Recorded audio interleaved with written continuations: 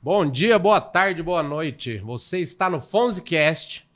Hoje, continuando o nosso papo sobre profissões, nós trouxemos o Diniz Augusto. Ele é psicólogo e sócio proprietário do Instituto Mirab, que é Mirab, né? Mirab, que é uma clínica de reabilitação para dependentes químicos e alcoolistas. Como é que você está, Diniz? Tudo bem? Boa tarde, Alexandre. Primeiramente, queria agradecer a oportunidade de estar aqui no FonziCast, né? Boa. E poder falar um pouco aí da minha experiência, da minha profissão e também divulgar aí o conhecimento para caso alguma pessoa necessite, né? Aí com certeza vai ter muita gente que está precisando, está passando por essa dificuldade. Mas só para começar, conta um pouco para nós a sua história, por que você entrou para esse ramo, o que aconteceu, quais os caminhos que te levaram para trabalhar com isso? Legal, interessante. Na verdade, assim, eu não caí de paraquedas nesse assunto, né? Entendi. Eu tive um certo problema aí de abuso de substâncias psicoativas. Usei muitas drogas aí que me foram apresentadas. Tive consequências aí desastrosas em todas as áreas da minha vida. E em meio total desespero, eu procurei ajuda, primeiramente para as únicas pessoas que eu confiava, que era a minha família, né? Até então, minha família ainda não tinha me abandonado. E eles me apoiaram e eles não sabiam o que fazer também. Encontraram uma clínica de recuperação. Então, eu passei por o processo, fiquei 9 meses em tratamento dentro de uma clínica. E quando eu saí, eu comecei também a trabalhar nessa área e eu venho já há 17 anos sem uso de nenhuma substância. 17 anos limpo? 17 anos, 4 meses e 12 dias, para ser mais exato. Que maravilha, hein? Parabéns. Obrigado. A princípio, parabéns, porque não é fácil, né? Sair desse vício é difícil e a família sofre muito também, né, bicho? Sim, a família sofre bastante. E como que você descreve, assim, como que se desenvolve a dependência química? Então, eu venho, desde que eu concluí meu tratamento, comecei a me profissionalizar na área, fui convidado a trabalhar, porque as pessoas que já trabalhavam falavam que eu tinha perfil para esse tipo de tratamento e eu acreditei neles, não muito confiante, mas acreditei. Comecei a trabalhar, faz 16 anos que eu trabalho nessa área de comunidade. Desde que você já saiu da sua internação, você já foi para isso? Sim, eu tinha 1 ano e pouco limpo, eu comecei a trabalhar nessa área e fui resolver me profissionalizar na área. Então, comecei como monitor, comecei fazendo pequenas tarefas dentro da clínica e fui crescendo, fui fazer faculdade, me formei em psicologia e hoje eu atuo como psicólogo e responsável técnico lá do Instituto Mirab. E voltando à pergunta aí sobre como se desenvolve a dependência, na verdade, assim, existe uma classificação das drogas, né?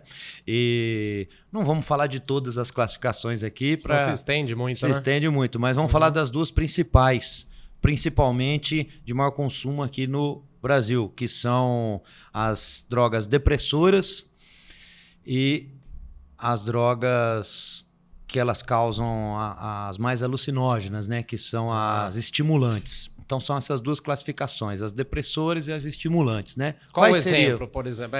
Isso, quais seriam as depressores?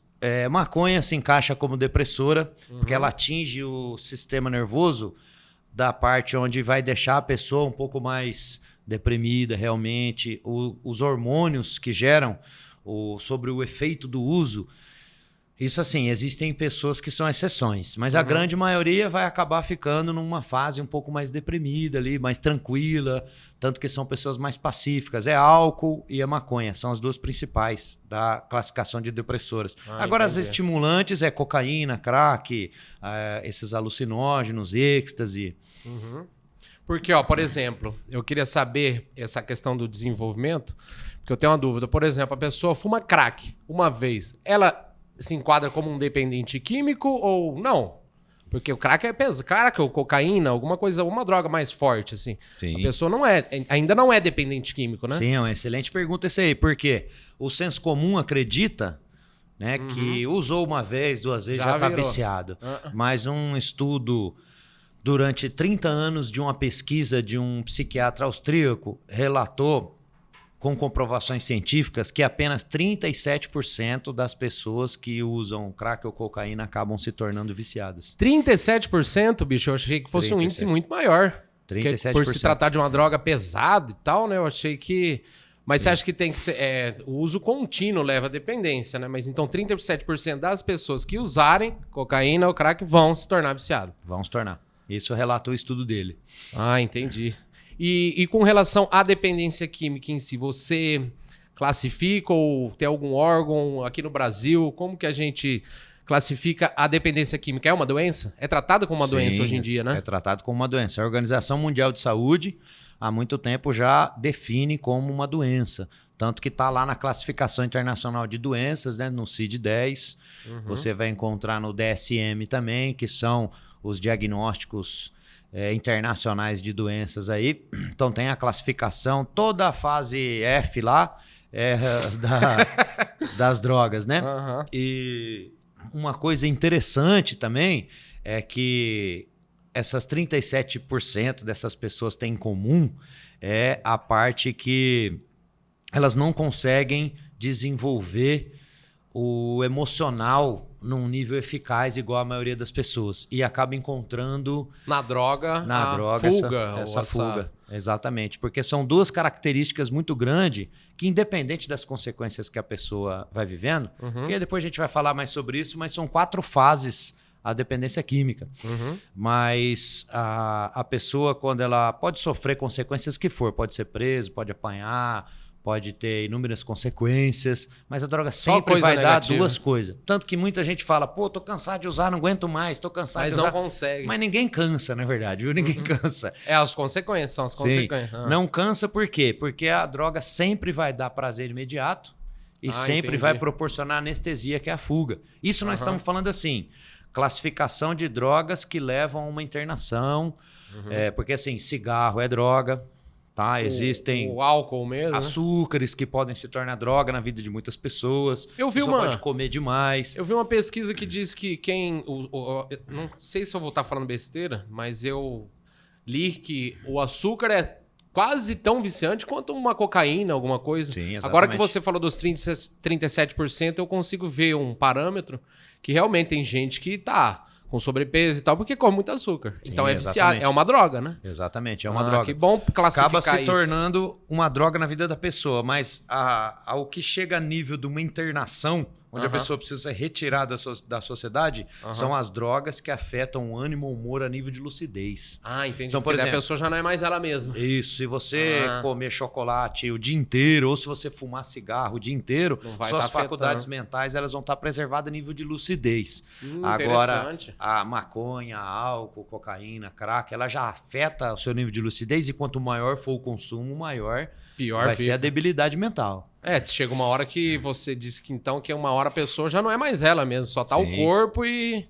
Exatamente. E aí começa a ter situações e se envolver em questões que normalmente não se envolveria. Sim, porque a droga vai dispensando hormônios, principalmente do prazer, endorfina né? E outros hormônios que vão gerando uma sensação de bem-estar, de prazer, a níveis acima do que o organismo está acostumado. Só que daí o organismo começa se acostuma com aquela dose. Acostumar com aquela dose. Entendi. Por isso que é o problema. Essa busca incessante daí. Sim, esse que é o problema. E cada vez aí vai precisar mais. Exatamente. Né? Porque é uma coisa boa, né? Não, boa não é, né? Mas causa prazer imediato. Causa prazer imediato. E sempre vai causar. Você nunca vai ver ninguém chegar lá na clínica e internar por dar uma martelada no dedo, por bater a cabeça na parede. Não é? Aí é outro modelo, né? Já não é vício, já é hospital psiquiátrico. Entendi. É uma boa comparação. Uma pessoa que não está com as faculdades mentais bem estabelecidas ali, mas que não é em decorrência da droga, né? Sim, exatamente. Entende? E quando que geralmente a pessoa começa a usar? Porque eu fico pensando, eu vejo muito, hoje em dia, muita criança usando, adolescente. Mas tem gente que usa na fase adulta, começa na fase adulta também? Sim, com certeza. Igual a gente falou, o que tem em comum entre os 37% das pessoas é que elas, isso segundo o estudo científico do psiquiatra austríaco, essas pessoas elas têm em comum que elas não conseguem desenvolver habilidade emocional em lidar com uma situação ou com a vida em si. Um exemplo. Então, Pode a ser perca de um parente. Isso, um luto, pode ser um estresse pós-traumático. Perder o emprego. E falir, daí a pessoa acaba viciando bastante. Tanto que a pandemia aumentou muito o consumo. É uma outra questão que eu queria entrar. Isso, aumentou muito o consumo de substância. Agora, a maioria das pessoas que inicia a droga está na adolescência. Na adolescência. Que é inconsequente. Sim, algumas crianças usam, mas as crianças, os pais ainda protegem muito. Ainda estão mais vigiados, né? Isso, são mais vigiados, mais reclusos, então ele não tem muito acesso. O adolescente ele começa a ter acesso ao mundo e a própria fase da adolescência já é uma fase muito complicada, né? Por quê? Fase de rebeldia. O adolescente ele escuta assim dos pais: você não é mais criança, então não pode fazer certas coisas. Aí ele quer fazer algumas coisas que os pais fazem, ele fala: você não pode fazer, você não é adulto. Fica meio nesse limbo, né? Então ele tá num limbo ali, que uma fase de transição. Que há 50 anos atrás não existia essa fase, né? Mas se fez necessário para preparar melhor a pessoa. Só que o adolescente ele consegue medir menos as possíveis consequências. Então, como ele mede menos possíveis consequências, acaba caindo no uso. Porque acaba caindo nessa armadilha. Alguns adultos, dependendo da dor que ele está sentindo, mesmo que ele tenha noção das possíveis consequências, a anestesia ainda vale a pena. Ainda vale a pena. Sim. Sai daquela... porque a dor pode ser muito... Porque realmente um luto, a perca de um... Ou até que a pessoa perde um relacionamento, separa da esposa, alguma coisa assim. Realmente a droga vem para suprir isso, né? Sim. É difícil, hein? Mas e voltando agora para o seu caso específico, você foi em qual fase? Foi na fase adolescente, né? Sim. Que você falou que já tá... Pré-adolescência, para adolescência eu comecei a fazer uso. E como que você saiu do vício, então? Foi só internando mesmo? Só internando mesmo. Você não via, mas você que pediu ajuda? Eu lembro que você começou, você falou que procurou Sim. os familiares e tal, mas você que foi atrás? Ou eu pedi ajuda, mas como a gente sempre brinca, foi por livre e espontânea pressão, né? Entendi. Porque é difícil a pessoa primeiro admitir o erro, né? Um erro assim, admitir que tem um problema, né? O duro mesmo é abandonar essa sensação de prazer, que é muito gostosa. Entendi. Agora, as consequências são visíveis. Eu sabia que a droga já tinha se tornado algo maior na minha vida, que era um poder que estava destrutivo, e a única coisa que eu tinha claro é que eu era dependente. Mas eu ainda achava que eu não deveria procurar recuperação, porque mesmo assim o prazer ainda estava valendo a pena. Mas você achava que você conseguiria sair sozinho? Tentei muito. Tentei inúmeras formas, tentei de diversas maneiras. Tentei trocar de cidade, tentei trocar de amigos. Sair do convívio. São as tentativas mais comuns. Tentei trocar uma droga pela outra. E não adianta. Não adiantou nada. Só tive resultados temporários, né? Então a gente não teve nenhum resultado duradouro. Fica o alerta aí para quem tá achando que tem uma dependência, que tá com um problema. Bicho, procura ajuda. Procura ajuda, até porque a família também sofre demais, né? Sim. E é a família que é o suporte, né? Então, a família, o cônjuge, alguém querido, algum amigo que vai poder te ajudar, porque sair sozinho não dá, então. Isso, a dependência química, ela gera uma outra doença em quem está próximo, que é chamado codependência. Legal, entendi. Então, por isso que gera tantos problemas. Qual que é um dos principais fatores do dependente químico? Ele acaba abandonando as responsabilidades. Ele vive em função da droga. Só. Sim. Existe a fase inicial, porque tudo tem um começo, é um processo, né? Tipo, usou uma vez, vai ficar viciado? Não, mas todo mundo vai ter que passar pela primeira vez. Ninguém vai viciar sem vivenciar o processo, né? Então, existe a fase inicial, que ele vai experimentando, que ele vai sentindo as sensações. Aí vai entrando na fase habitual do uso. A fase habitual... Esporádico. Ele começa a usar, por exemplo, começam a criar afetividades com o próprio uso. Então, toda vez que vai em tal ambiente, usa. Não é tipo todo dia. Toda vez que encontra tais pessoas. Festinha, usa. Isso. Ou toda vez que fiquei nervoso, uso para relaxar. Então vai se estabelecendo um hábito mental com o uso. Aí depois a pessoa entra na fase do vício. O que é a fase do vício? Ela consegue assumir as responsabilidades da vida, mas ela precisa estar sempre sob o efeito, ou no mínimo com a certeza do uso. Sabe aquele cara que ele vai trabalhar com a droga no bolso porque ele sabe que 6 horas acabando ele vai poder usar. Então ele consegue trabalhar só porque ele sabe que a droga já está esperando ele. Nossa. Ou ele está sob o efeito usando dentro do ambiente de trabalho. Então ele consegue namorar, ele consegue sair, passear, ele consegue ter uma vida social, mas sempre com a droga junto. E a fase abusiva, que é a fase crítica, onde já está muito próximo de encontrar a característica fatal da doença, Nossa. que é quando começa a abandonar as responsabilidades. A pessoa já não quer mais saber de namorar, ela quer saber só de usar.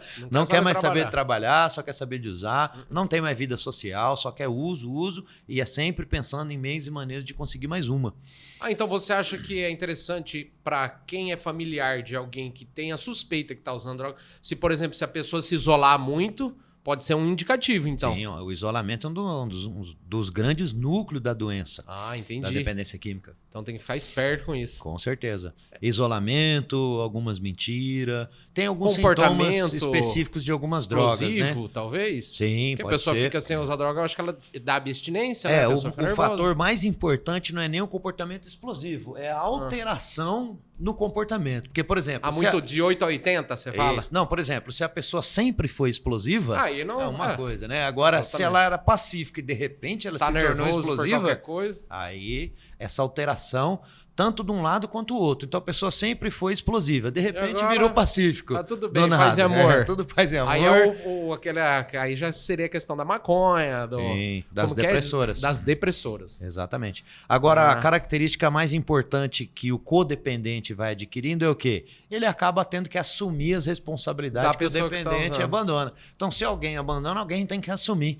E o dependente se torna a própria droga do codependente. Por isso que é codependência. Olha sabe? Só, Então o familiar se torna viciado em assumir responsabilidade do ente que querido. Não são deles. Que é um fator muito difícil no tratamento, isso também, porque a gente trata o dependente e se o familiar também não busca ajuda para si próprio, quando esse familiar sair, ele acaba o familiar querendo assumir as responsabilidades e o dependente tentando assumir suas responsabilidades, aí dá conflito. Ah, entendi. Não tem como, né? Sim. E outra, tem também, porque, por exemplo, tem a família, tem o dependente. Quando o dependente sair, ele vai voltar para essa família. Exatamente. Então tem que tratar a família também. Tem que tratar a família também. Por isso que existem grupos de ajuda, por isso que existem profissionais aí específicos para tratarem também familiares de dependentes químicos. Eu atendo também atendimentos particulares, tanto para dependentes quanto para codependentes. Ah, entendi. Olha que interessante. E que dica que você daria assim para os pais ou para o cônjuge ou para algum amigo, para uma pessoa que está preocupada que a pessoa está usando droga? Qual que é o primeiro passo? Vamos fazer um passo a passo. Procura uma ajuda, eu acho que primeiro tem que ter certeza, né? Sim, com certeza. Essa questão de se isolar, dessa mudança, da alternância de humor. E aí tem que procurar ajuda de um profissional, não adianta, né? Sim, então, antigamente os modelos de tratamento eram todos tratamentos voluntários, né? Então, entendi.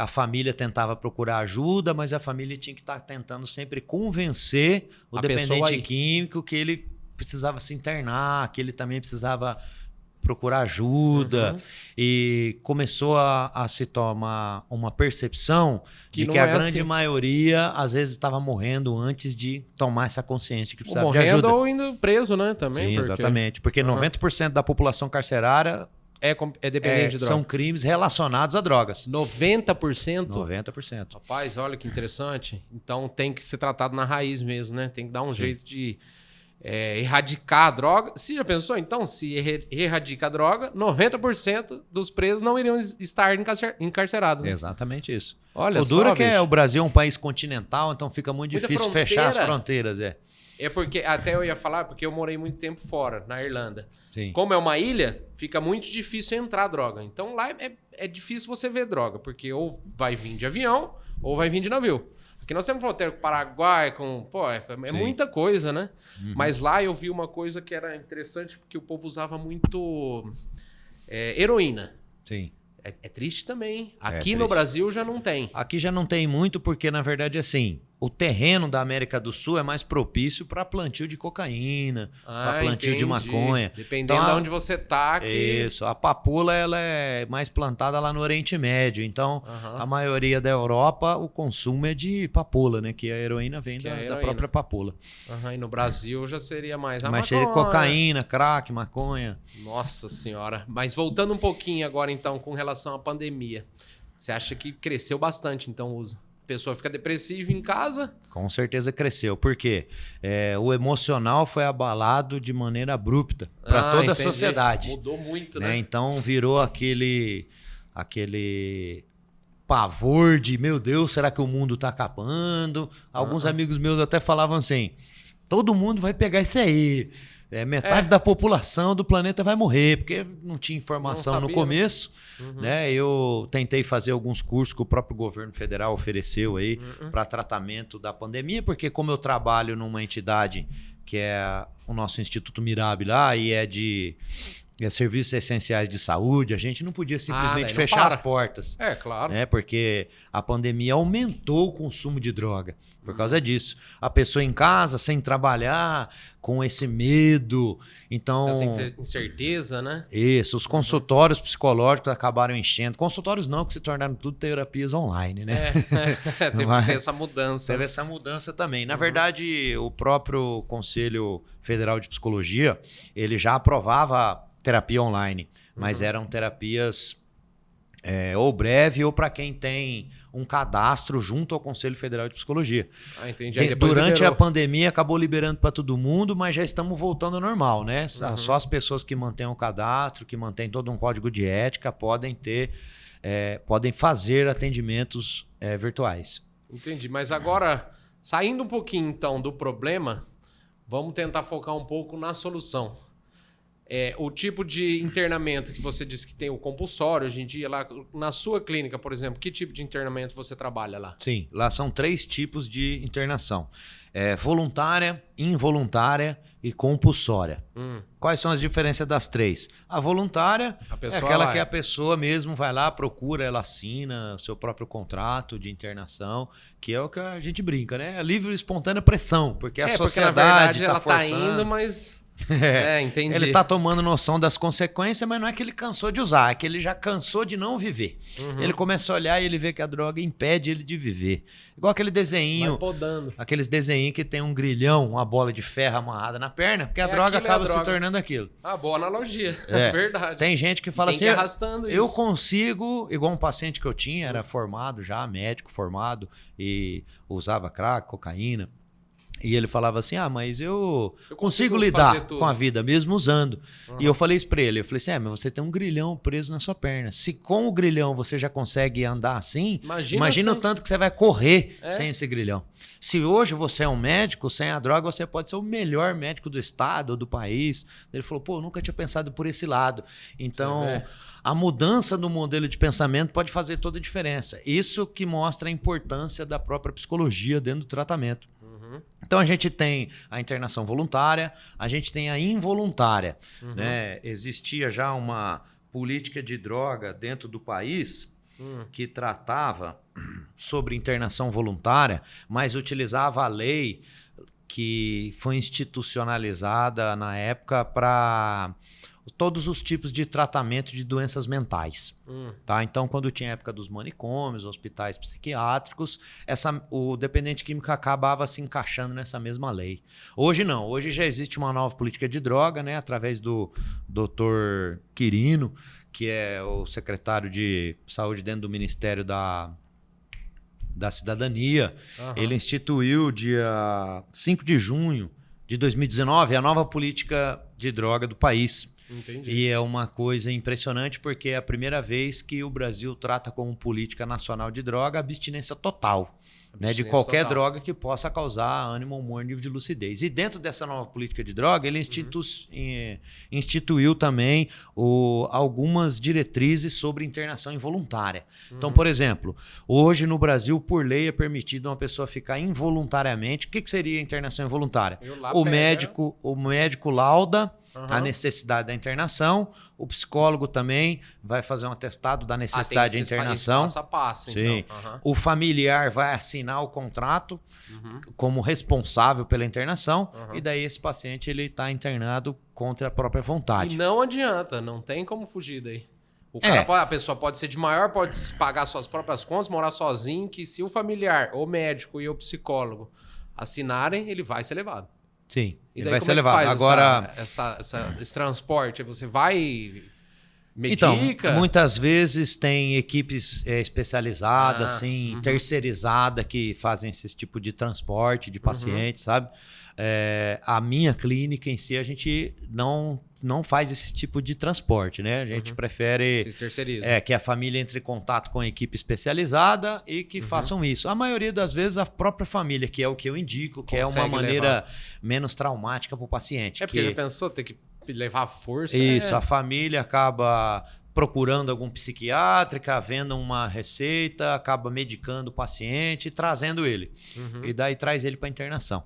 E existe a internação compulsória. Quando o paciente é muito agressivo, ele não quer ir, ele não quer ficar, ele foge. Porque tem gente que foge até da cadeia. Imagina de clínica, né? É verdade. Agora tem a compulsória. O que seria compulsória? Procura a defensoria pública, arruma um advogado particular, procura o Ministério Público e o juiz determina a internação. Porque na internação involuntária, o Ministério Público também precisa ser informado. Entendi. Agora, na internação compulsória, já é o juiz que determina e é o próprio Estado que vai pagar a internação. Entendi. Em alguns casos, né? Porque às vezes o juiz ele pode determinar que a família pague caso a família tenha condições. Entendi.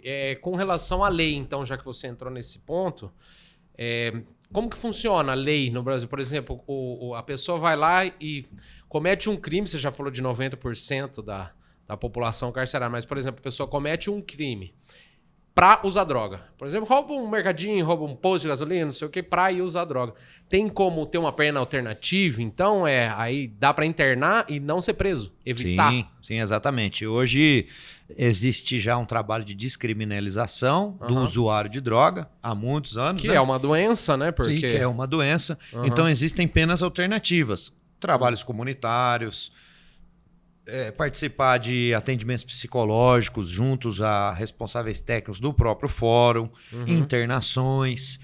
A pessoa pode ser direcionada a frequentar grupos de autoajuda, como Alcoólicos Anônimos, Narcóticos Anônimos, e ter um carimbo, sabe? Porque existem muitos grupos também de autoajuda, né? Tem algumas pessoas que acabam se recuperando, às vezes na igreja, às vezes frequentando grupos, né? Realmente, em média aí, de 60% a 70% das pessoas que se recuperam são através de internação ou ordem judicial, tá? Mas existem pessoas que acabam se recuperando através de outros meios. Tem alguns que se recuperam até sem meio nenhum, né? O cara é meio Mas você acha que orgulhoso. É porque às vezes está no estágio? Às vezes ele tá num estágio intermediário, não tá naquele... Igual esse que você falou do médico. Ele acha que... Mas pode ser que daqui um ano ele já não consiga mais. Exatamente. O processo, a gente sempre fala que a doença ela é progressiva, incurável e fatal.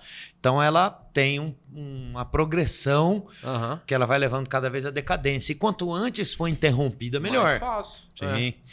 Exatamente. É igual tratar uma doença mesmo, né? Por exemplo, você ter um câncer, alguma coisa, você pegar no estágio inicial, vai ser muito mais a probabilidade. E com relação a, por exemplo, a pessoa usa e recai, né? Sim. Tem muito? Acontece muito? Acontece muito. Essa que é a questão, então, né? Aí tem gente que vive se internando. Sim. Eu acho aí que também... vai acabar tendo inúmeras internações até ele ter o que a gente chama de um despertar espiritual ou tendo alguma questão assim que ele consiga identificar. Porque igual eu falei, às vezes a pessoa ela sabe das consequências, mas o que ela não consegue é fazer com que o preço do prazer que ela sentir não ser mais valioso do que as possíveis consequências. Sabe? Por isso que tanto no nosso modelo de tratamento lá do Instituto Mirab, antes o modelo de tratamento sempre era muito punitivo. Um regime meio disciplinar, sabe? Então, para a pessoa começar a entender que cada comportamento dela tem consequências, né? Isso, em partes, é funcional. Mas chega num certo ponto que já não é mais funcional. Tanto que a psicologia também foi assim. Eu trabalho dentro da abordagem de terapia cognitiva comportamental. E antes o behaviorismo, que era antigamente, antes de existir a terapia cognitiva comportamental, ela tratava em cima das punições e que Pavlov acreditava muito nisso, que a punição retirava qualquer tipo de comportamento humano.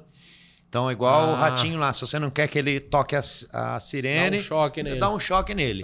Aí Skinner veio com uma nova abordagem dizendo que trabalhar com recompensas Também é muito mais valioso do que com punições. É igual quando Então, você tá treinando um cachorro, por exemplo. Você dá um biscoitinho se ele fizer um xixi no lugar certo. Isso, então, esse é a Legal linha, abordagem. é a nossa linha de tratamento dentro Que da vocês clínica. estão usando A agora. gente tenta dar oportunidade de responsabilidade para o paciente. Aham. A gente tenta trabalhar com os benefícios. Lá a gente não tem nenhum tipo de punição.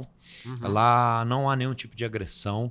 Lá não tem nenhum maus tratos. Eu acho que é entendeu? uma questão que o familiar também fica preocupado, né? Fala, tá, mas eu vou colocar a pessoa numa clínica, como é que tem um termo lá que eles usam? Depósito de gente, né? Sim, Tipo, olha. vou jogar lá e... Então não é. Então tem alguma dica que você daria?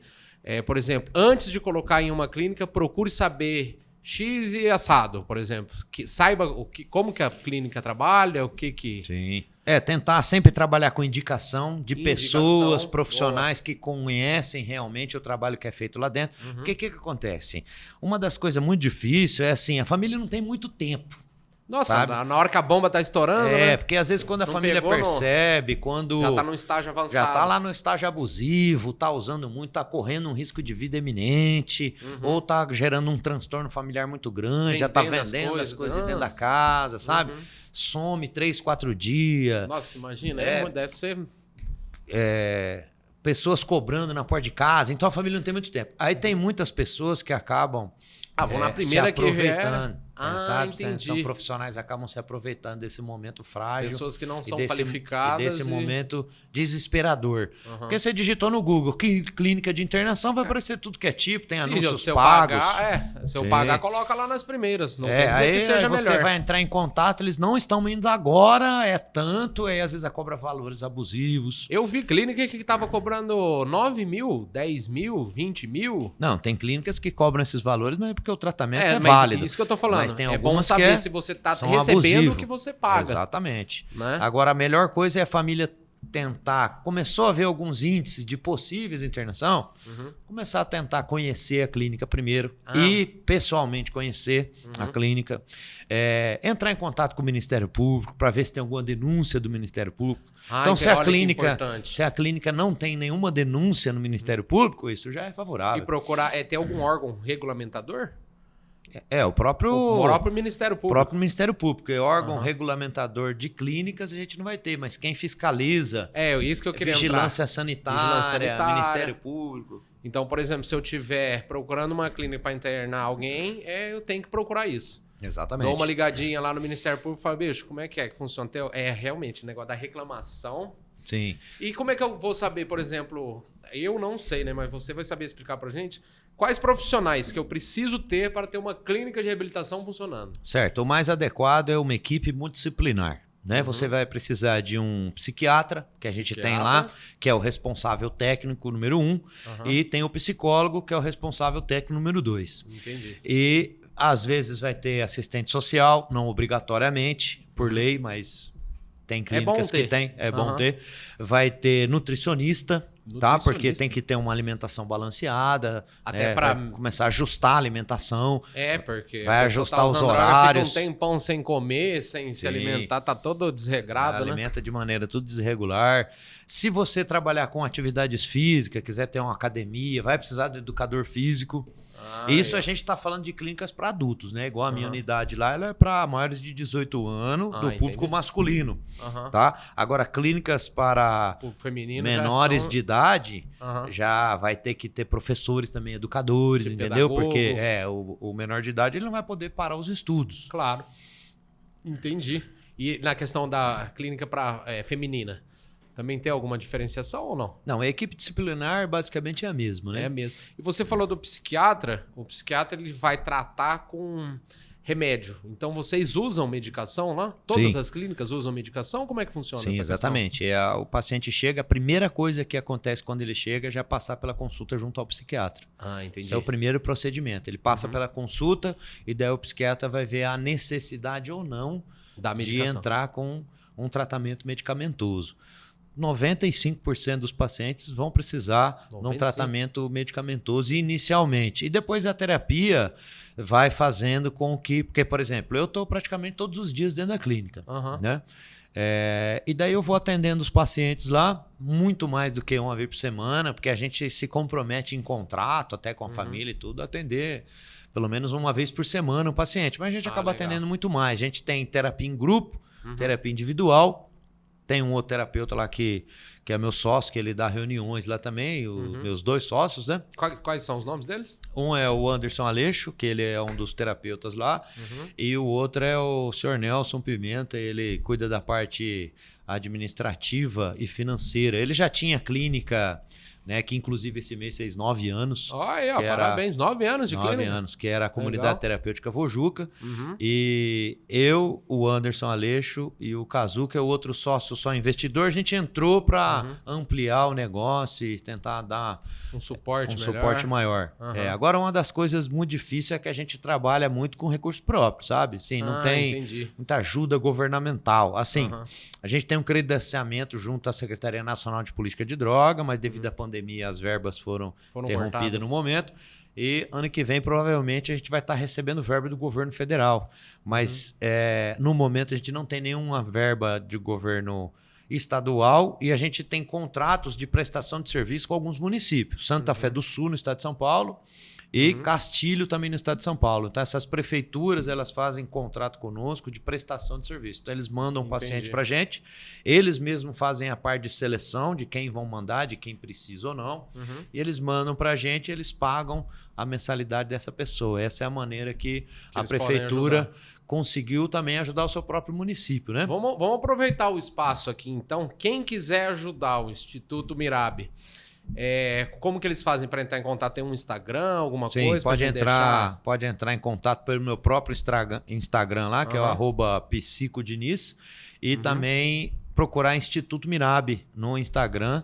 Vai estar também entrando em contato conosco. Ou se entrar em contato aqui com vocês aqui da... Também a gente repassa. Isso, vocês já têm nosso contato e vão poder repassar aqui pra gente. Ah, legal. Porque eu acho muito importante, porque se manter com recurso próprio vai ser difícil, né? Sim. É complicado, né? É complicado. A gente vai dando o jeito como pode, né? Hoje a clínica tá sem vaga nenhuma para internação. Ah, tá lotada. A nossa capacidade hoje é 36 pacientes.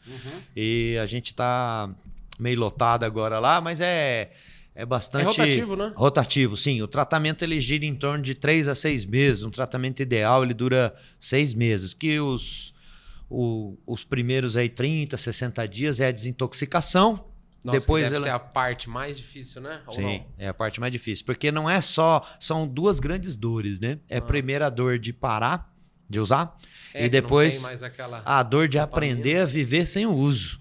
Que eu acredito que essa segunda é a mais dolorosa. Porque não conseguir ter habilidade em viver fez com que iniciasse o uso. Entendi. Então, aprender a viver sem é muito difícil. E depois passa por uma fase de organização pessoal, porque já começou... tem que reestruturar toda Começou a vida, a aprender a viver sem, então vai começar agora a se organizar pessoalmente, né? Vai criar habilidades sociais, desenvolver as habilidades mentais que ficaram algum tempo atrofiadas. E por último, entra na parte de reinserção social.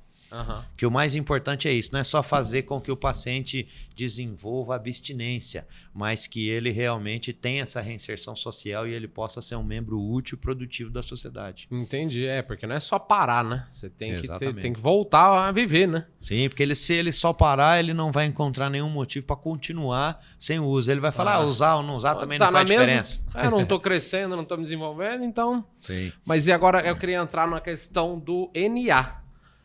Dá uma explicada pra gente como que surgiu, como que funciona, porque você falou a questão dos grupos de apoio e tal. Só explico porque tem a questão dos alcoólatras anônimos, que vocês tratam lá também. Sim. E a questão do NA.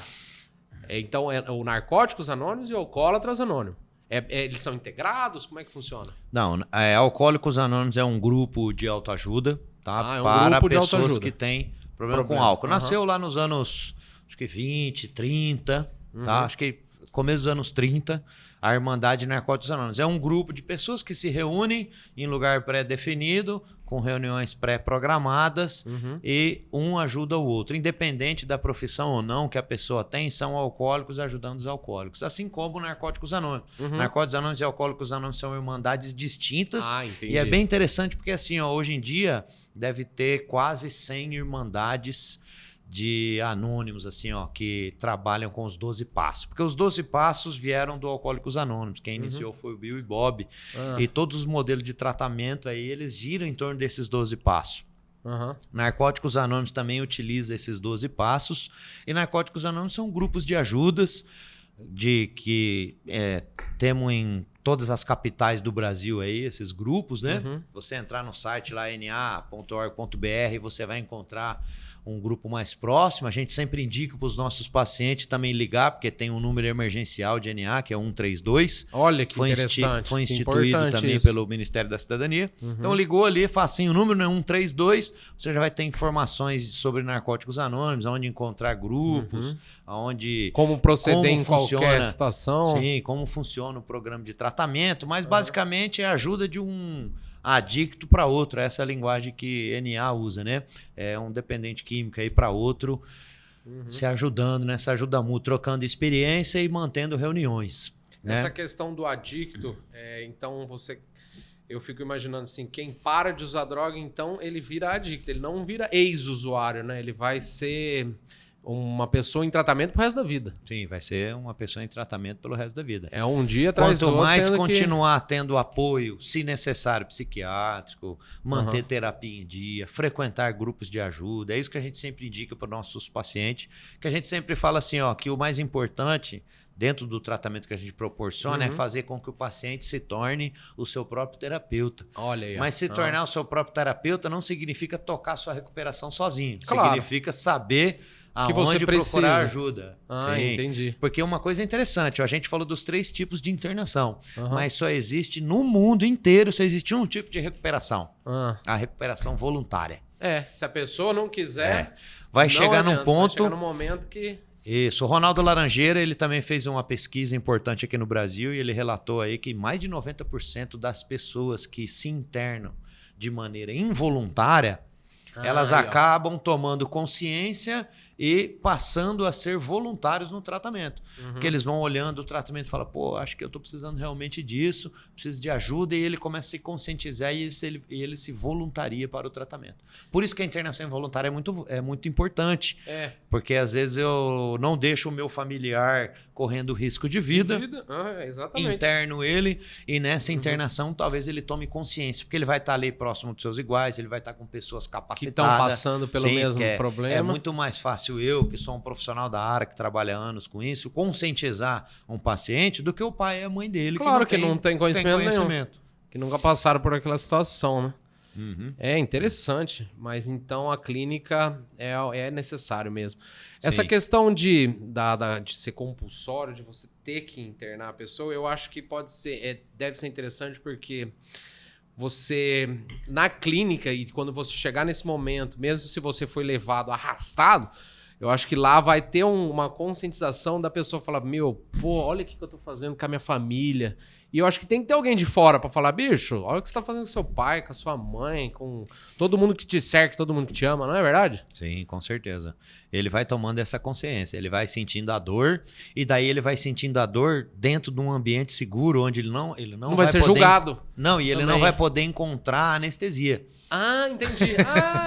É verdade. Porque aqui fora ele sente isso, mas na hora que ele sente, ele usa... Ele usa de novo e pronto, passou. Esquece. Aí ele sente, usa e esquece. Aí ele fica nesse ciclo adictivo. Eu li uma vez que o adicto, quem usa droga, se torna muito egocêntrico.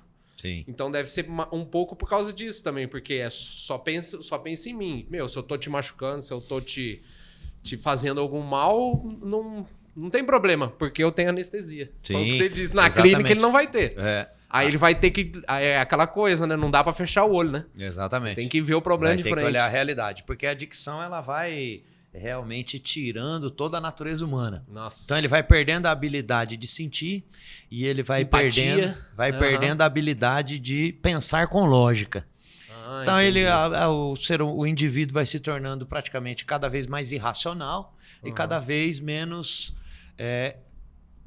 Menos capacidade ser humano. de sentir. Então ele vai se tornando um animal mesmo. Então por isso que é uma natureza egocêntrica. Ele vai pensando só nos seus instintos e só nas suas vontades. Nossa, que coisa. E aí tem que ser, por isso que tem que ser retirado da sociedade, porque não Exatamente. consegue ter relação interpessoal, né? E as Sim. que tem é só ladeira abaixo, né? Sim, a retirada da sociedade através de uma internação é o caminho, assim, é a consequência mais leve. Porque pode ser cadeia ou morte, né? Esses são os 3 finais, são né? três caminhos: morte, cadeia e procurar recuperação, né? Exatamente. Então fica aí a dica para o familiar que tá achando que tem algum problema na família ou para a própria pessoa que tá entrando nessa armadilha e procurar ajuda, bicho, porque quanto antes melhor, né? Sim, exatamente. Agora, uma coisa importante para a gente deixar como ressalva aí a gente tava falando até sobre as irmandades aí, Alcoólicos Anônimos, Narcóticos Anônimos, e assim, essas irmandades, elas trabalham de maneira totalmente independente, elas não têm vínculo com nenhuma instituição, com clínica, com religião, com com governo. pode... Não, ela trabalha com cooperação com todas as entidades, né? Então, por exemplo, Narcóticos Anônimos visita as clínicas, trabalha com cooperação, a gente acredita muito nessa irmandade, então a gente indica nossos pacientes para lá, mas essas irmandades, elas não têm nenhum vínculo com nenhum tipo de organização. A gente tem trabalhos em cooperação, mas eles são independentes, né? Agora, procurar ajuda antes da bomba explodir. Isso, ou antes de se fazer necessária uma internação, a pessoa frequentando o grupo é um caminho muito mais viável, né? Claro. Que dificilmente a pessoa também vai tomar consciência com poucas consequências, viu? Porque o próprio programa já fala, né, de recuperação. Então já vai recuperar quando já tá lá no fundo, né? Quando tá no fundo do poço, o cara já não vê mais saída, aí ele procura. Sim. E isso, se não acontecer, é o pior antes, né? Sim, por isso que o que falta bastante no Brasil é momentos como esse aqui, a gente falar mais sobre o assunto, colocar trabalhos de prevenção. Quanto mais o país investir na prevenção, menos a gente vai precisar investir na própria recuperação. Olha, os dados aí... Exatamente. 90% da população carcerária, bicho, eu fiquei abismado. Sim. Não quer dizer que 90% claro, usa droga, mas os crimes... em consequência da droga. Por exemplo, Sim, os crimes estão relacionados a drogas. O cara vende droga, o outro não pagou, ele foi lá e matou. Tá preso. Tem tudo isso, né? Mas, bicho, então é prevenção... E o tráfico não para por causa disso, porque a demanda também não para. Né? Enquanto tem demanda... tem oferta e demanda, né? Mas você vê com relação, por exemplo, aos Estados Unidos, a outros países, alguma diferença assim gritante que o governo, que você acha que deveria melhorar no Brasil? Então, o que eu vejo aqui no Brasil, o Brasil vem melhorando bastante dentro das políticas de droga, né? Infelizmente, a gente não consegue ainda todos pensar da mesma vertente, porque existem maneiras diferentes de proporcionar recuperação, né?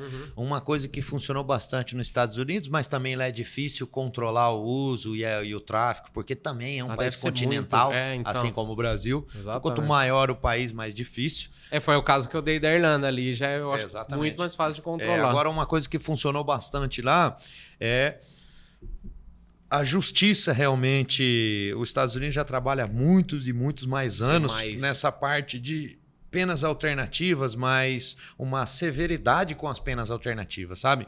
Por exemplo, o paciente foi pego usando droga, ele vai para internação, mas ele vai ser acompanhado de perto se ele está seguindo aquilo. Então a justiça, ela fica muito em cima e trabalha muito forte com essas penas alternativas. E o Brasil, a gente vem cada vez trabalhando melhor com isso, mas ainda falta recurso, ainda falta material humano. Infelizmente, muitas clínicas não são aptas, não tem todos os alvarás em dias, realmente não estão aptas a ter qualquer tipo de apoio, porque igual você mesmo citou, são depósitos de gente. Nossa. Tem que tomar muito cuidado, porque em todos os meios é assim, né? Sempre tem pessoas se aproveitando. Em todas as áreas vão ter pessoas se aproveitando, só que aí o problema é que tá mexendo com vidas, né? Aí às vezes traumatiza o paciente. Ele não quer mais ir para outra clínica porque ele teve uma experiência traumática e daí ele não quer mais ir em nenhuma outra clínica, ele acredita que todas vão ser iguais. Uhum. É por isso a conscientização até da própria família e dos membros que vão internar a pessoa ou que estão dando suporte para a pessoa ter essa conscientização de procurar realmente a melhor clínica, né? Sim, para os familiares eu sempre falo, faço questão que você venha aqui conhecer a nossa unidade. Veja a estrutura. Se você quiser, eu vou te passar o contato de algumas pessoas que são aí da sua cidade, talvez você já conheça ou não, mas que são da sua cidade, que ficaram aqui, tiveram seus entes queridos aqui internados, e vou perguntar se eles têm problema em eu passar o telefone para vocês conversar, para você sentir como é, porque dessa forma a pessoa vai ficando tranquila, né? A nossa clínica fica ali no Mato Grosso do Sul, em Aparecido Taboado, é um ambiente bem agradável, na beira do rio, assim, ó. Então não é um ambiente opressor. Entendi. Você entra, você não sente aquele clima de tensão. A gente tenta trabalhar com alimentação muito boa, porque aí quem come bem também já não fica muito nervoso, né? É verdade, exatamente. Então aí ele não se sente num clima tão opressor. E isso proporciona para que ele tenha mais clareza e facilidade em desenvolver empatia com a equipe multidisciplinar, que ele nos veja como um amigo e não como, por exemplo, um carcereiro. E é o ponto que você tinha citado, que ele perde, né? É uma das coisas que a pessoa perde, a empatia. Então você se... E outra, como é que eu posso dizer? A noção de sociedade. É uma mini sociedade ali. É uma mini família. Só que todos que têm o mesmo problema que ele, ou que têm o problema, ou que são profissionais extremamente qualificados para ajudar no problema, né? Sim. Só voltando um pouquinho agora, aquela questão da medicação. Então tem que medicar o paciente no começo, então. Aí depois chega uma hora que você corta a medicação. Então, daí porque a gente trabalha com um médico lá, não é por nada não, mas é um médico muito bom, o Dr. Rodolfo, lá de Santa Fé do Sul, um grande parceiro nosso aí, manda até um abraço pra ele aí. Qualquer coisa a gente deixa o link dele na descrição. Adoro trabalhar com ele, tem um grande conhecimento aí nessa área da dependência química.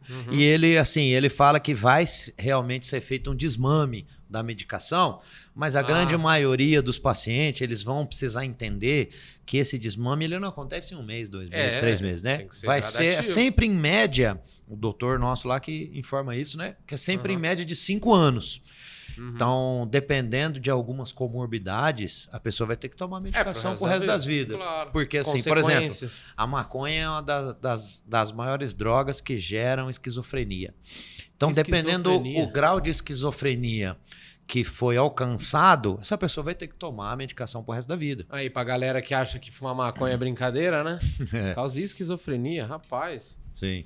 E as outras drogas mais fortes, causa a deterioração do corpo do ser humano, né? Para os leigos entender assim de maneira simples, o que as drogas depressoras fazem? Existem os neurônios e os neurônios fazem ligações, né? E essas ligações são chamadas de sinapses.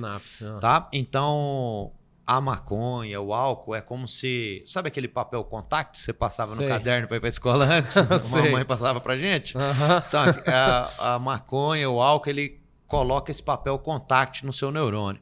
Então, seu neurônio fica inativo. Seu neurônio inativo, o seu cérebro vai precisar encontrar novos caminhos para sinapses.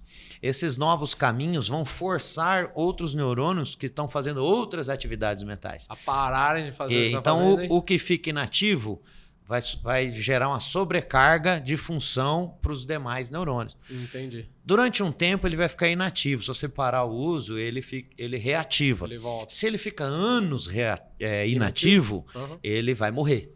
Né? Aí já então, não tem mais a maconha, o álcool, ele deixa inativo. E a pessoa vai usando, vai chegar um ponto que o neurônio vai morrer. Né? Agora o crack, a cocaína, ele já mata direto. Ele nem deixa inativo. Então ele mata. Ele mata os neurônios e você começa a forçar. O cérebro ele consegue se readaptar. O ser humano é readaptável. Então a maconha e o álcool seria tipo um peteleco, assim. O crack, a cocaína já é um tiro de 12. Exatamente. Né? Entendi. Mas... desculpa, continue aí. Aí ele termina, aí o neurônio fica inativo e causa a esquizofrenia. Sim, então aí, dependendo das comorbidades que o paciente desenvolve, talvez ele vai precisar de maior tempo aí para esse desmame. Talvez ele não vai conseguir obter esse desmame, né? Talvez a abstinência gera uma insônia muito forte. Isso é uma das maiores características, tá? Então a pessoa chega, ele estava em uso abusivo, uso frenético. Aí ele chega na internação, não tem mais uso. Então a insônia fica muito grande. Eu vi casos de gente que fica dias, né? Usando, esse é um bom indicativo também. Se a pessoa não dorme nunca... do mesmo jeito que o efeito da substância é um bom indicativo mesmo para os familiares prestarem atenção.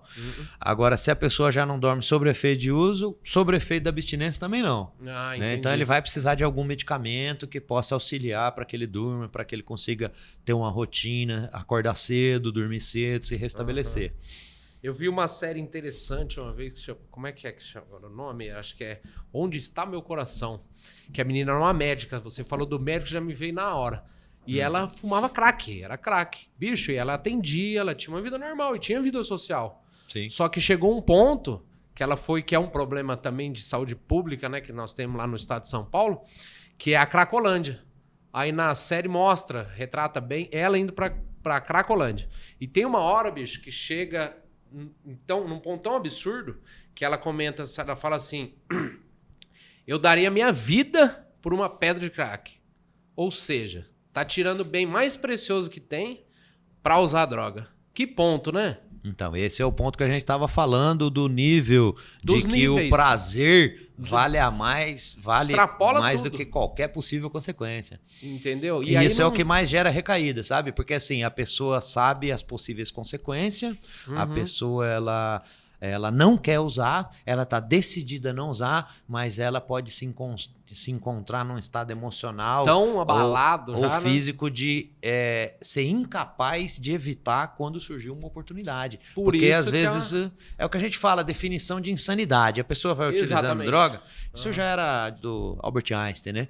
Ele definia insanidade como a gente fazer a mesma coisa esperando resultado diferente. Que não vai acontecer. Se eu der um murro aqui, vai doer minha mão toda vez que eu der. Mas isso é uma definição muito simples, que só arranha a superfície. Porque assim, mesmo que ele saiba que o mesmo caminho não vai gerar um resultado diferente, o prazer ainda vale a pena. Ainda vale a pena, né? Então, realmente a gente precisa trabalhar de uma forma diferente para que a recuperação seja duradoura. É sempre focando nos benefícios que eu tenho em ficar limpo. Então, por exemplo, eu não tenho que pensar, se eu usar, quais as consequências? Eu vou ser preso, eu vou morrer até, porque... A pessoa não freia. Até o que a gente falou aqui, a natureza egocêntrica, não, isso vai acontecer com os outros, não comigo. Exatamente. Então eu acredito em possíveis consequências, mas eu acredito que eu posso talvez evitá-las. Que lá no fundo não vai evitar, né? Não vai evitar. Mas vai pensar dessa forma. Agora, quando eu penso assim, se eu ficar limpo, eu estou reestabelecendo. Porque, por exemplo, 90% dos dependentes químicos que param de usar de maneira assim, 2, 3 anos limpo já, 92% eles têm o restabelecimento dos contatos familiares. Ah, claro. Então a estrutura familiar é a coisa que vai se restabelecer de uma forma assim valiosa. E daí ele olha e ele fala assim, vou perder... coisa importante, né? Vou perder a confiança da minha família, vou perder a base familiar. Ou ele já arrumou um emprego... Porque rapidamente ele vai virando um membro ativo na sociedade, ele vai arrumando emprego, ele vai conquistando algumas coisas, ele tem que começar a olhar para isso. O que ele vai estar perdendo? Os benefícios que ele pode alcançar se ele se mantiver limpo. O preço que vale a pena continuar limpo. Ah, entendi. Tem uma outra forma de se abordar. Sim, porque daí você vai conseguir comparar o prazer imediato que a droga dá com prazeres futuros. E se você desenvolver habilidade mental em focalizar nos prazeres futuros, mais do que num prazer imediato, aí você consegue ficar limpo. É a mesma coisa num casamento, né? O cara casa, às vezes tem uma mulher aí que... Né? Tenta conquistar ele fala, não, o prazer eu não imediato. Quero. Não, porque ele não eu quer, penso Exatamente, ele sabe escolher o prazer, mesmo que às vezes tenha alguns problemas no casamento, mas o prazer a longo prazo boa analogia, vale mais do que o prazer momentâneo. Terão vários problemas, né? Você vai ter um monte de coisa, mas aí sair para buscar... E uma outra coisa interessante também, porque é muito fácil a gente julgar, né? Então, acho que a gente tem que parar e pensar, porque ó, a pessoa dá muito trabalho pra família, dá trabalho pra sociedade, dá trabalho pra todo mundo. Mas, bicho, o trabalho que dá pra ela mesmo. A pessoa chega a pôr a própria vida em segundo plano. Sim. Né? Então, o que a gente fala bastante. Enganar os outros é uma coisa muito errada. Mas enganar a si mesmo é fatal. É fatal, né? Exatamente. Porque, bicho... Difícil, hein? Eu fiquei abismado quando eu vi a série que a menina... a minha vida... Ali, se me falasse assim, ó, dá a sua vida, que eu te dou... não sei quanto que é, 20, 30 reais em crack. E é por isso que a pessoa também... Tem muita gente que vai para a questão de prostituição, questão de como é que eu posso dizer? Furto... E aí que... Acaba em situação de rua. Vende as coisas em casa. Exatamente. Não é fácil. Mas viu, gente? Tem ajuda. Tamo aí com o Diniz pra provar isso. Tem ajuda, tem solução. Quanto tempo limpo já? 17 anos, 4 meses e 12 dias. E aí, só que daí é uma outra questão que eu queria perguntar. Aí você para com a droga, você tem que parar de usar todo tipo, né? Por exemplo, o álcool... se enquadra nisso também. Exatamente. Eu não utilizo nenhuma substância que possa alterar meu ânimo, humor e nível de lucidez. Eu vivo através da abstinência total, né? Porque é a maneira mais segura. A realidade é assim, né? Como o prazer dele é muito gostoso mesmo, se existisse uma metodologia, uma fórmula que eu pudesse usar droga e viver... Eu falo pra você que eu usava hoje. Entendeu? Entendi. Mas assim, a gente precisa aprender a escolher. Ou usa ou vive. Mas aí, Por isso que é a noção que a pessoa tem que ter. Não é só cansar de usar, é cansar de não viver. Entendi. Quando eu cansei de não viver, eu falei assim, pô, a vida é mais valiosa do que o uso. Então aí hoje eu penso assim, pô, vou usar. Não, mas eu ainda prefiro escolher a vida que tá valendo mais a pena, né? Eu constitui família, sabe? Eu tenho filhos que eu amo, né? Eu tenho... Tem o próprio negócio que tá ajudando. Sim, tem a minha própria empresa, ajuda outras pessoas, né? Tem a minha profissão, tenho amigos verdadeiros, vou conquistando muita coisa aí que droga nenhuma vale a pena trocar. Eu ouvi um depoimento de um cara uma vez, ele disse, era questão de álcool. Ele falou, bicho, quando eu bebia, eu ficava feliz ali naquele momento, da festa e tal. Mas quando eu parei, é porque ele era esportista, lutador. Aí ele falou, mas quando eu parei de beber, eu comecei a ver que eu sou feliz o tempo todo. Sim. Né? Não é? Então exatamente. Que ele consegue desenvolver habilidade em sentir prazer sem precisar desse nitro, desse turbo, né? Exatamente. Que é a substância. E essa questão do álcool, quando você vê que... Porque, ó, por exemplo, eu gosto de tomar uma cervejinha e tal, fim de semana. Quando você começa a perceber que isso se torna um problema?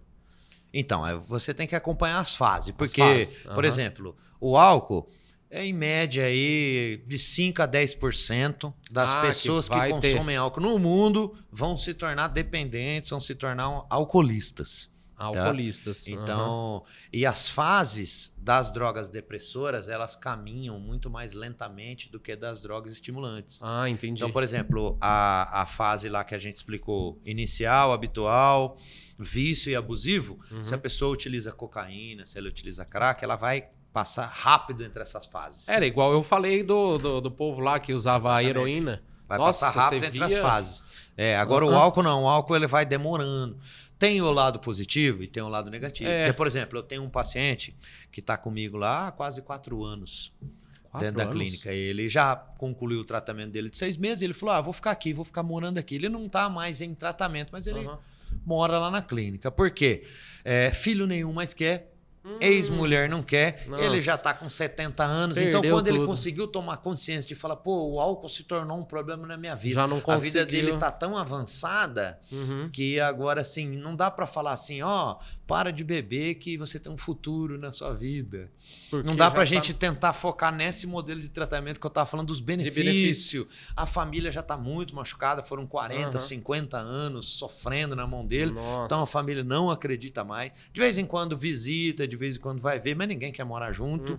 E ele já tá assim numa fase que, graças a Deus, ele tá limpo, ele tá 4 anos já limpo, mas ele também ele já nem quer mais ir embora, porque ele encontrou uma importância, ele encontrou a vida dele lá, porque lá ele se torna útil, ele ajuda os que estão chegando. E deve ser benéfico também, né? Ele poder estar inserido num lugar onde ele possa ajudar alguém. Sim, até pelo útil. que você falou, anos e anos sendo o fardo.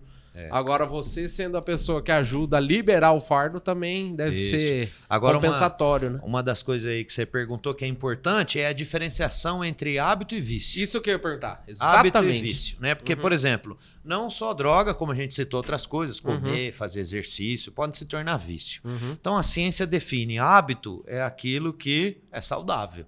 Vício é aquilo que traz danos físicos, mentais, emocionais ou sociais.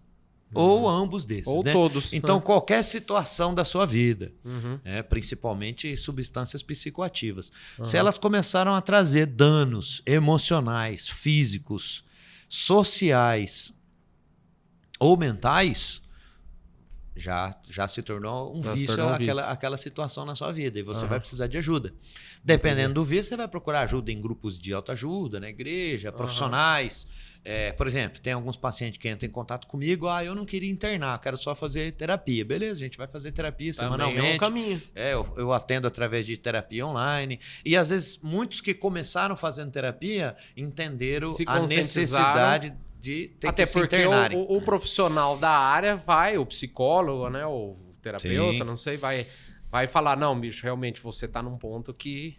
E às vezes a pessoa precisa ouvir de alguém, né? Sim, e outra, precisa às vezes desaparecer o fantasma da internação.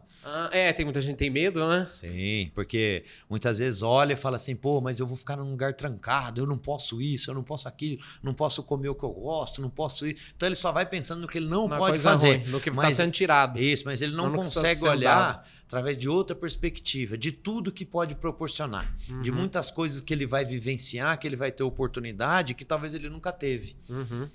Olha que interessante. Tem mais algum ponto que você quer falar? Tem alguma coisa que você quer deixar para quem está assistindo? Não, você acha interessante? Deixamos um abraço aí a todos que estão nos assistindo.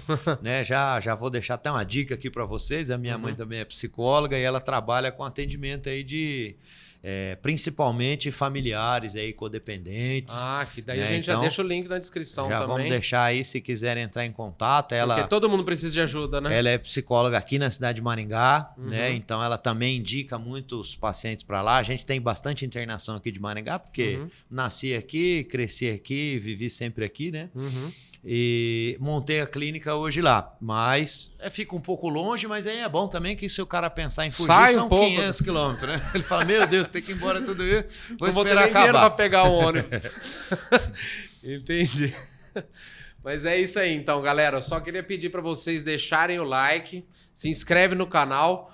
O Diniz, nós temos o contato dele. Deixa alguma pergunta. Se tiver alguma dúvida, a gente entra em contato. Ou se quiser entrar no Instagram dele direto, no direct lá, manda, que ele é ponta firme e vai estar disposto a ajudar. E, gente, existe um caminho.